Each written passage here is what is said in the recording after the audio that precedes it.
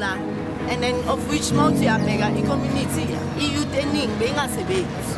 But today we are proud because we have plumbers that understand the solar system and that are there to maintain the very simple product that was supplied to them. Since a project in Kalele 4 months ago, sisebenzisana kakuhle noBusisizwe and we have empowered abantu about 42 locals to 105.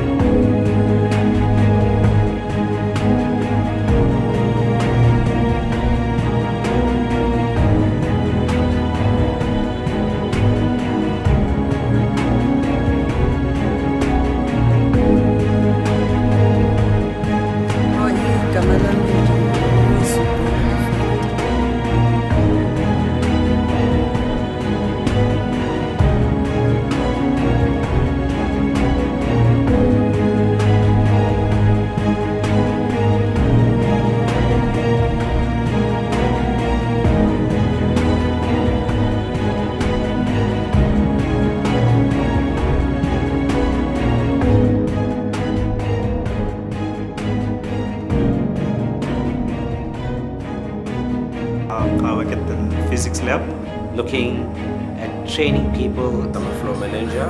In a mentorship here to 2 years.